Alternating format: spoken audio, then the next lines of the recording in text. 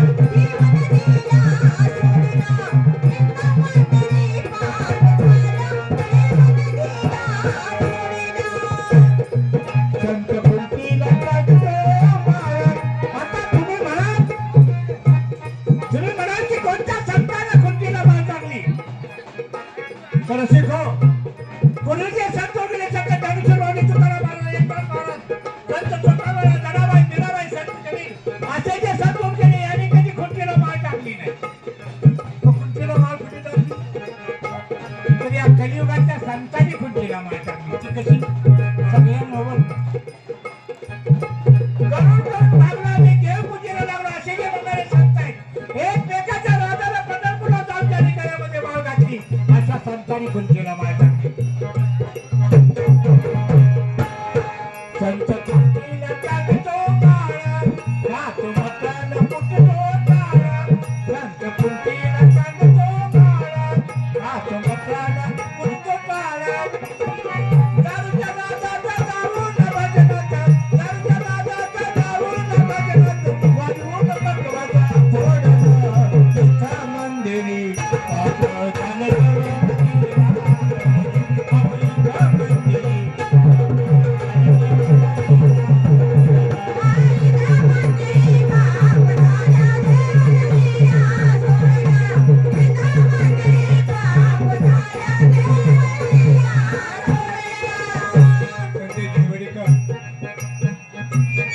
त्यांनी 100 रुपयाचे प्रेझेंट दिले कारण ते माळकरी आहेत कबड्डी आहेत गातात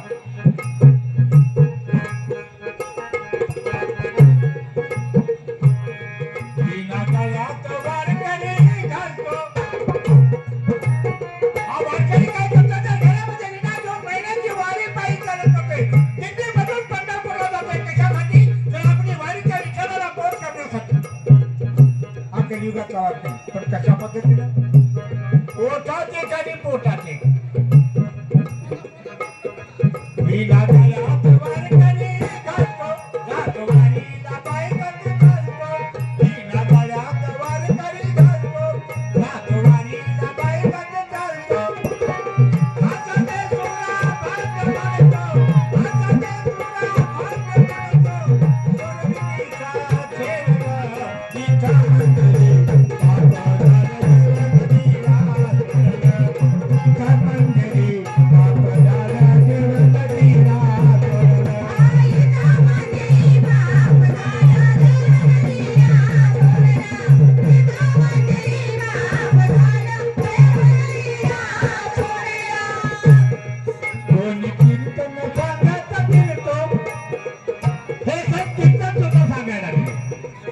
बघा कीर्तन काळात कसं आहे पूर्वी कसं होतं पूर्वी कसं होतं तर कीर्तनकार येताना एका गावामध्ये येत होता आणि गावामध्ये येण्या वाकड्याच्या भगवंताचं भजन म्हणणारं भजनी मंडळ आहे त्यांना आपल्या साथीला घेऊन तो कीर्तन सांगत होता आता कलियुगामध्ये तसं राहिलं नाही आता कीर्तनकार येताना एकटा येत नाही कीर्तनकार आला गावातील पुढे एखादा माणसाला विचारला नमस्कार महाराज आपण कीर्तनकार आहोत आणि बाकीची मंडळी 2-4 स्त्रिया 2-4 पुरुष असतात ती बाकीची मंडळी हे साध्य नाही कोणी टाळ वाजवतं कोणी मृदंग वाजवतं कोणी पेटी वाजवतं आणि बाकीची मंडळी ती टाळ वाजवून पाठीमागे साथ करतात ही कशा पद्धतीची साथ आहे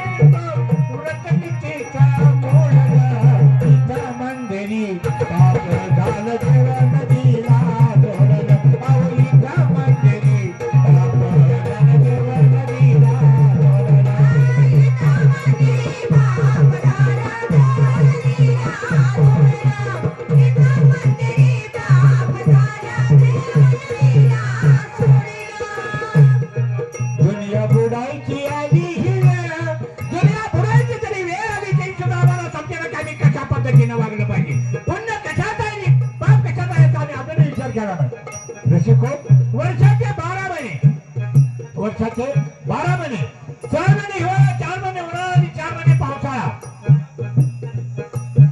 तरी कसं होतं, उन्हाळ्यात 4 महिने कडक ऊन असायचं, पावसाळ्यामध्ये भरपूर पाऊस असायचा आणि हिवाळ्यामध्ये कडक थंडी असायची. आता आहे तो हिवाळ्यात थंडी आहे, आता उन्हाळ्यात कडक उन्हाळा आहे, पावसाळ्यात पाऊस आहे. कसं धान्य पिकायचं म्हणजे हा बदल कशामध्ये झाला तर तुम्हाला बदल झाला. आपण कशा पद्धतीने वागू लागलो, तुमच्या आमच्यामध्ये बदल झाल्यामुळे निसर्गामध्ये सुद्धा बदल केला.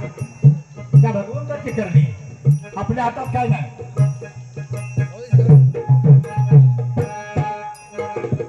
तर पाठीमागे काय झालं,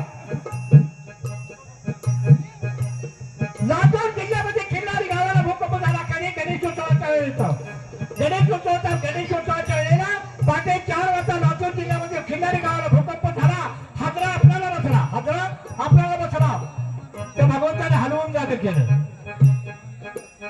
भगवंतानं हलवून आपल्याला जाग केलं. आता तरी जागवा, आमच्या डोळ्याची अजून झोप गेली नाही का? गेल्या नाही गेली.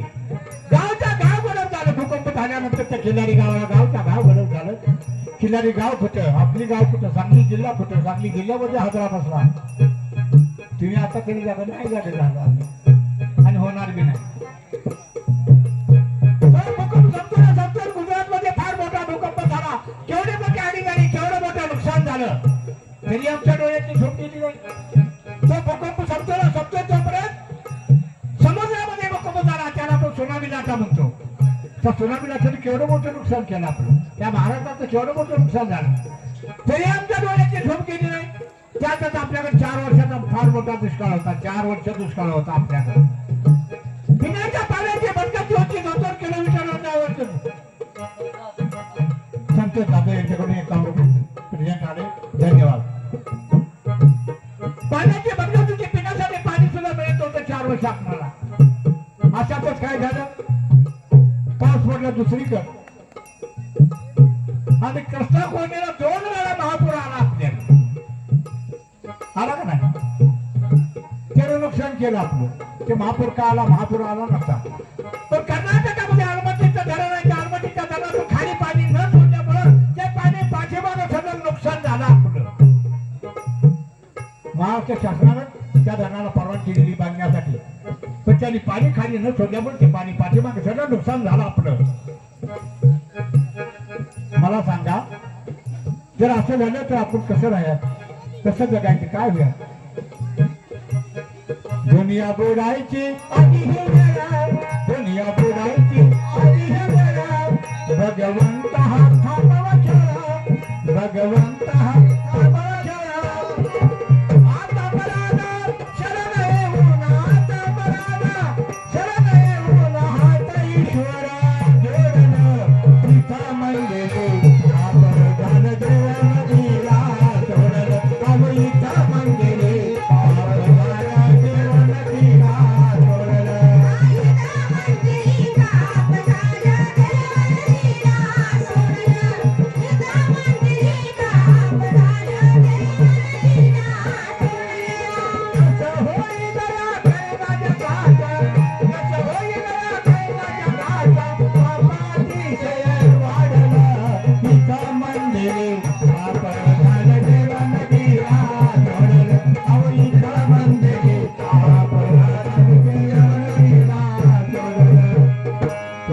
जाहीर केल्याप्रमाणे आम्ही आपला समोर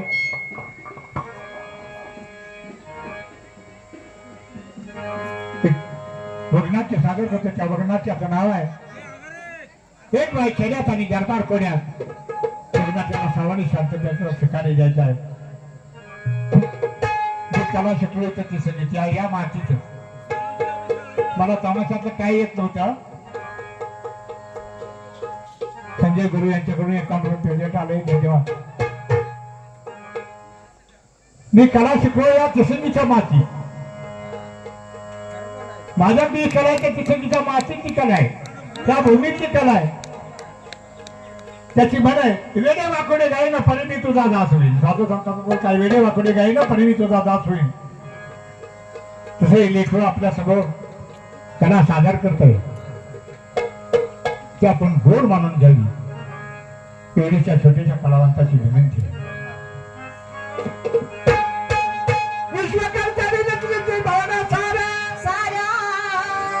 त्या कलियुगाच्या उलट वावला गेला वारा मूर्तीच्या प्रकृती तैसे का समाने तुटती तारा बुद्धी बुद्धीचा नाना विचारा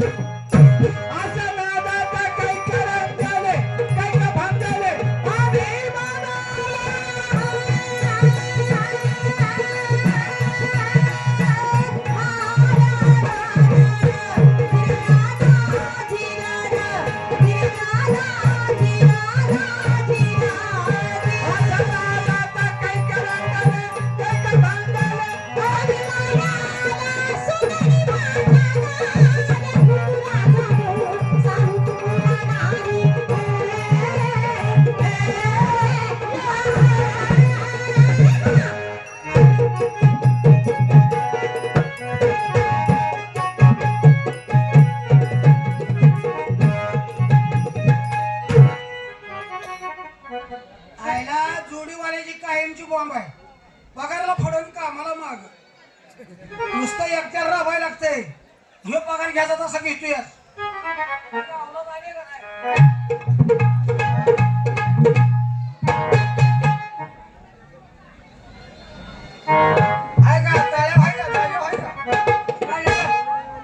कायम कामाला मागण पगारला फोड असतोस.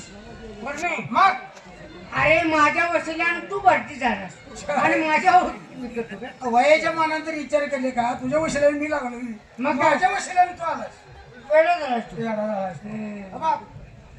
महाराजांना युवराज सरकारने याला टाइम आहे. बर मी होतो राजा आणि तू हो शिपाई. नका तोंड आहे का त्या जातीचं तुझं? अरे उभं कर म्हणजे मजेत. हा म्हणजे तू राजा आणि मी शिपाई. हा मग आता काय मातीत बसतोस का? आया का राजाहून मातीत बसली आणि मग शासन आहे की? अरे काय का कोणी लिहिलं पुढचं पण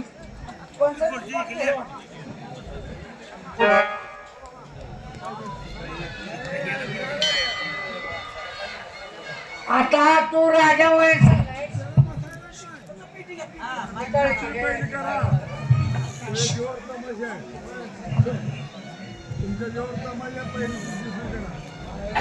मग काय? आता मी राजा झालो. बर मी राजासारखं बोलणार तू शिपाई सारखं बोलायचं. चालतंय की. हा पहारेकरी मी काय मी म्हणा म्हणणार पहारेकरी. तर तू काय म्हणायचं? काय? जी महाराज. अगदी ना मग तेच म्हणतो मी. हा मग पहारेकरी मग मी काय म्हणणार? जी महाराज. लक्षात आलं? होय. पहारेकरी मी काय म्हणणार? जी महाराज. अरे दोन शब्द आता रद्द आलंच की माझ्या. दोन वाक्य. पहारेकरी मी काय म्हणणार?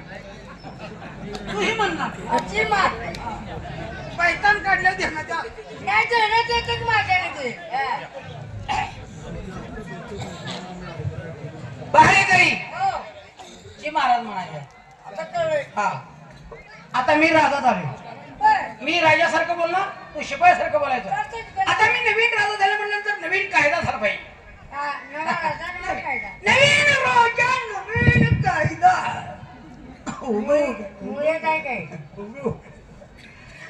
बघ, आता नवीन राजा झाल्यानंतर नवीन अर्थसंकल्प आला पाहिजे.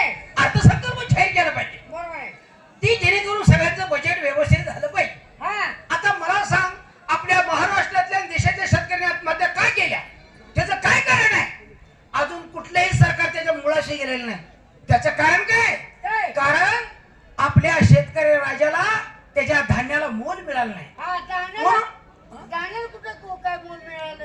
हरामखोर, धान्याला त्यांच्या धान्याला मोल मिळालं नाही म्हणून महाराष्ट्रातल्या शेतकऱ्यांनी अनेक आत्महत्या केल्या. अजून सुद्धा कुठलं सरकार शेतकरी आत्महत्या रोखू शकलेलं नाही. अगदी बरोबर आहे. कारण मालाला दर नाही. अवतरच नाही ना. म्हणून आपण आपल्या अर्थसंकल्पामध्ये जेणेकरून सगळे अर्थसंकल्प गोड वाटेल असा अर्थसंकल्प आपण जाहीर करू. केला पाहिजे. मला सांग, घेऊ कसं आहे? कुणाला? नाही बेशरम, घेऊ कसं विचारलं तुला? जर कोण घेऊ कसं आहे मला सांग, घेऊ कसं आहे? हे बघा 45, 50, 55 असं देतात. म्हणजे वेगवेगळे आणि खपलीच लागली ना. खपलीतलं उचकटून काढायचं. नुसतं कुडीतलं हो. असं गाणं. खपलीतलं नुसतं ऐकच की. ती गहू मागायची. आणि खपली खाऊ मागाय. हा. आता आपल्या अर्थसंकल्पामध्ये शेतकऱ्यांना गोड वाटेल असा दर आपण जाहीर करू. आता ह्या महिन्यापासून 800 रुपयाला गहू किलो करून टाकू. नवीन राजा नवीन कायदा. गरीबांनी काय हाय घालायचं तिथं. शेतकऱ्यासाठीच चाललंय आपलं, गोरगरिबांच्या साठीच चाललंय. 800 रुपयाला गहू किलो करून टाकू. त्याने काय माती काय घेतो. काय आता घोडे तेल कसं आहे? घोडे तेल कसं आहे? गोड न गोड तेल. रामखोरांची राज्यभाषा आहे. गोडे तेल कसं आहे? मी विचारलं. तीच म्हणतो मी. कसं आहे? आता 150-200 रुपये गेले. 200 150 पर्यंत. गेले. आता ह्या महिन्यापासून आपण तेलावर सुद्धा दर देऊ. आता ह्या महिन्यापासून 900 रुपये किलो करून तेल टाकू. नवीन राजा नवीन कायदा. मग काय गरीब कशाला हाय घालाय खात गोड. त्याच्यासाठीच चाललंय आपलं. कारण आपल्या महाराष्ट्रातल्या अनेक शेतकऱ्यांनी आत्महत्या केली तेच कारण आहे. म्हणून आम्ही अर्थसंकल्पामध्ये त्याला गोड वाटेसाठी अर्थसंकल्प जाहीर करतोय. कारण कांद्याला दर नाही, लसणाला दर नाही, कापसाला दर नाही, मक्याला दर नाही, गव्हाला दर नाही, म्हणून शेतकरी आत्महत्या करतात. आता मला सांग, क्वार्टर कसे आहे? आता क्वार्टरचं म्हणलं नाही 80-90 रुपये घेते. 80. आता आपण कारण धान्यापासूनच सरकार दारू काढायला लागलेलं आहे. द्राक्षाची दारू, मक्याची दारू, हबरेलची दारू, जवसाची दारू, द्राक्षाची सांगितलं ना. म्हणजे धान्यापासून शेतकऱ्याच्या धान्यापासूनच दारूचं उत्पन्न चालू झालेलं आहे. त्यामुळे आता किराणा दुकानात सुद्धा दारू येणार नाही ऐकायला. काही दिवसानं राष्ट्रीय गोड पण क्वार्टर मिळेल, काय सांगता येत नाही. म्हणून आम्ही आता दारूला सुद्धा दर्जा देणार आहे. आता ह्या महिन्यापासून 20 रुपयाला क्वार्टर करून टाकू. नवीन कायदा. अहो 30 रुपयाला केल्यावर गरीब मरेल की 10 रुपये. त्यासाठीच चाललंय आमचं. म्हणजे आम्हाला परत ताप नको. एकदा पिढा गेली गावात ना घरात ना म्हणजे आमचं गाव मोकळं सुखी झालं. म्हणजे गरीबाला मारायचा नियम आहे. त्यासाठीच चाललंय. आता मला सांग, हागणदारी मुक्तीची काय अवस्था आहे? हागणदारी मुक्तीची काय अवस्था आहे? काय अवस्था आहे? अहो सगळी रस्त्यावर झोपते ती, रस्त्यावर जाते ती हाकते ती. रस्त्यावर संडास सकाळी बघितली की जी लोक रस्त्यावर हाकतात त्यांची यादी आमच्याकडे प्रमाण करा आणि तिचे ठुंड शिवून टाकतो. आणि मग त्याने हागा येईल का? त्याच्यासाठी चाललंय आपलं. म्हणजे ते घर रस्त्यावर करणार, त्याच्यावर माशा बसणार, त्या माशा लोकांच्या अन्नपाण्यावर जाऊन बसणार, रोगराई वाढणार, दवाखान्यात बिल त्याचा बाद येणार. त्यासाठी चाललंय आपला. आता मला सांग, भ्रूण हत्याची काय अवस्था आहे? लय वाईट. म्हणजे लय वाईट आहे. म्हणजे भ्रूण हत्या लोक अजून करतात. बजरंग वाघमारे कुठं असेल त्यांनी स्टेजकडे येत आहे. जी लोक रस्त्यावर बजरंग वाघमारे जी लोक माडगुळकर. बजरंग वाघमारे फिरत असतील जत्रेत तर इकडे या, दरबारात तुमचं काम आहे. वाघमारे परत सांगायला नका, नाही जत्रेत हुडकून मारीन. आता मला सांग, म्हणजे भ्रूण हत्या वाढत चाललेल्या आहे. आता आपल्या महाराष्ट्रामध्ये आणि देशामध्ये 80 मुलाच्या पाठीमाग 100 मुलं नाही झाली, तर 100 मुलाच्या पाठीमाग 80 मुलीचं प्रमाण झालेलं आहे. म्हणजे 20 मुलाला मुली आणणार कुठून? कारण प्रमाण घटत चाललेलं आहे. 100 मुलाच्या पाठीमाग 80 मुलीचं प्रमाण, कारण भ्रूण हत्या वाढल्यामुळं हे प्रमाण घटत चाललेलं आहे. भविष्यात ज्या पद्धतीनं महाभारतामध्ये 5 पांडवात द्रुपदी होती, तसं भविष्यात 5 जणात 1 करावं लागल. तुझ्या पोरला आणि माझ्या पोरला तसंच करायला लागल. म्हणताना भ्रूण हत्या सुद्धा कमी झाले पाहिजे. जे जे लोक भ्रूण हत्या करतात त्याची आमच्यावर फरमान करा. जे जे डॉक्टर लोक त्यांना सहकार्य करतात त्यांचं मेडिकल सर्टिफिकेट आम्ही जप्त करू, त्यांच्या दवाखान्याला टाळा लावून टाकू. नवीन कायदा. आता युवराज सरकार येते, पहारा व्यवस्थित ठेव. जर कोण बाहेर आलंच तर आम्हाला आतमध्ये येऊन सांगायचं. पहारा व्यवस्थित ठेव. हा, पारा टिकाव शेवटून सुरुंग पाडायचा वेळ त्याला नालायक बेशरा. अरे ठेव. इथे ये, इथे इथे इकडे इथे. ए मांडी बस येते. लगा मैदान किती आहे तर इथं आलाय. दरबार आहे का काय आहे? मागवाड आहे. हा, पारा ठेवले. पारेकरी डोळे दरबारात कोण आहे का? काय? अहो दरबारात कोण आहे का? कोण आहे? अहो मी एक प्रवासी आहे. तो परवा दिवशी आलाय आणि याची कल्पन आम्हाला कशी नाही? अहो प्रवासी म्हणजे ठेवताय का काय करताय? मग हे परवा दिवशी आलाय आणि आता सांगतोय तो. अहो मी प्रवासी म्हणजे एक गरीब आहे. काय गरीब? तुला तुझ्या आई बाळू गरीब का काढला? अहो आम्हाला ताप द्याला, आमचं डोकं खायला. असं बोलू नका राजे. हा, अहो मी तुमच्या दरबारामध्ये असं ऐकलं की एक नोकरीची जागा शिल्लक आहे. हा. तेव्हा नोकरीच्या शोधात मी आता इथेपर्यंत आलेलो आहे. म्हणजे तेव्हा आमच्या नावाची वाहवा ऐकून हा. या ठिकाणी नोकरीसाठी आलायस? हो. गरीब हा. हा आता नोकरीचं म्हणलं तर आम्हाला विचार करावा लागेल, कारण सगळी खाती आता पॅक झाली. बर गरीबासाठी आता कुठलं तर खातं शिल्लक आहे का बघायला पाहिजे. आहे गरीब, आपल्याकडे कुठलं खातं शिल्लक आहे?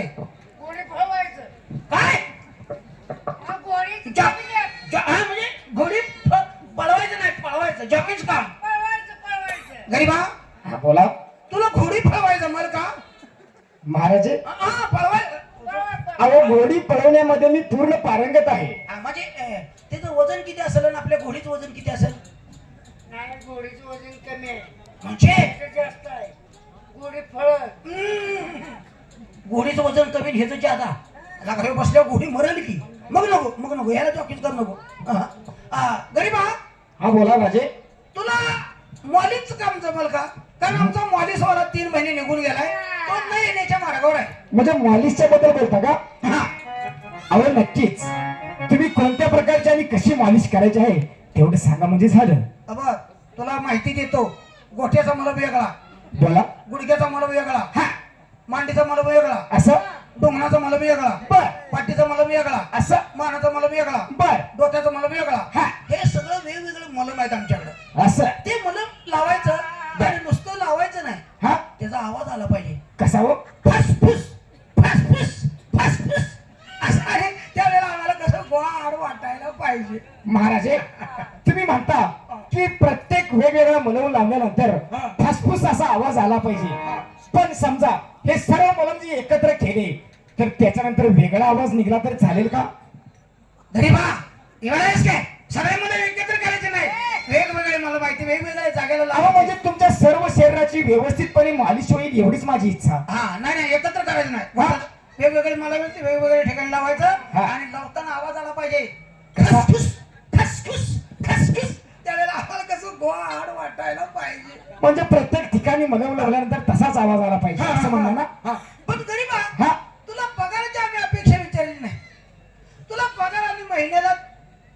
तरी घेऊ ना? 30 रुपये नाही अहो महाराज हे महागाई किती आहे हो नाही ह्याच्यामुळे तुला 300 रुपये पगार देऊ 300 हा. अरे वा त्याला मी आनंदाने ही नोकरी स्वीकारेन त्यातून आम्हाला आठवड्याला एक बेर लागल, बर चिकन 65 लागल, असं? स्नॅकला सिगरेट लागल, बर मुखात पानाचा बिडा अहो रंगला नक्कीच देईन आणि त्यातून काय शिल्लक राहिलं हा तर तू तुझ्या बायका पोराच्या नावावर एफडी कर. कारण आपल्या महाराष्ट्रामध्ये देशामध्ये नुसती वल्गना होत आहे असं स्त्री पुरुष समानता, स्त्री पुरुष समानता. हा पण आतापर्यंत कुठल्याही पुरुषानं हा. आपला स्वाभिमान सोडून बायकोच्या नावावर घर केलेलं नाही, जमीन केलेली नाही. बरोबर आणि नुसतं आपण स्त्री पुरुष समानता म्हणून काय उपयोग आहे? हा आपण आपल्या बायकोच्या नावावर काहीतरी केलं पाहिजे. खरं आहे राजे आपल्या देशातली पुरुष प्रधान संस्कृती असल्यामुळे हा प्रत्येक पुरुषाला वाटतं की आपल्या नावावर सगळं पाहिजे, बायकोच्या नाव काय नाही.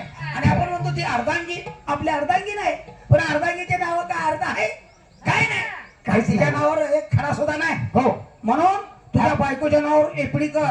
बर मुलाबाळाच्या शिक्षणाला त्यात पगारातनं काही शिल्लक राहिलं तर हा. मुलाबाळांचा भविष्याचा प्रश्न आहे, हा त्यांच्या शिक्षणासाठी खर्च कर. बर बरोबर आहे? म्हणजे महाराजे मी 300 रुपयामध्ये एवढे सगळा उलगडा करायचा तर आणि त्यानंतर माझा उदरनिर्वाह करून माझ्या बायकोच्या नावावरती थोडीशी एफडी करणं गरजेचं आहे साहेब हा. हे सगळं त्याला तुम्ही सांगितलं. आता पगार बी शेताने राहत नाही, सगळं त्याने ऐकलं पाहिजे. म्हणजे पगार कमी होतोय काय? 3000 रुपये करू.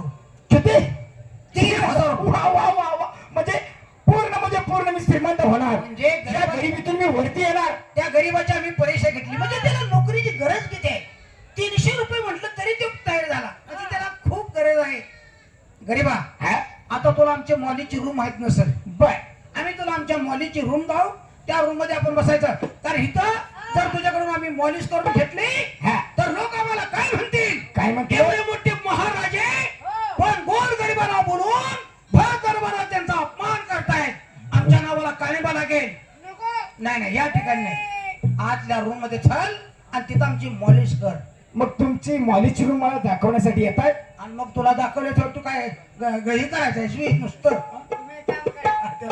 रूम दाव तू, रूम दाव तू त्याला रूम. कुठं आहे तुझी मॉलीची रूम काय लावले रे मागापासून दरबारामध्ये हे हरामखोर म्हणतो काय तू हो राजा आणि मी होतो शिपाई. म्हणजे तू म्हटलास अरे तुम्ही आमच्या दरबारचे विनोदी नोकर आहात म्हणून ठरलं हा आमच्या दरबारचे विनोदी नोकर आहात म्हणून थोडीशी तुमची थट्टा करण्यासाठी गेलो तर तुम्ही अगदी माझ्या डोक्यावरती बसलात. खाली वाका त्याला बसू द्या. नाही बसा माझ्या डोक्यावरती अरे बसा माझ्या डोक्यावरती अरे मी म्हणतो ना बसा माझ्या डोक्यावरती बसा खाली. हा? काय झालं काय झालं अरे काय आहे अरे नेमकं काय आहे कुठं आहे काय पडलं ना काय तुझं कुठं आहे काय आहे रे ते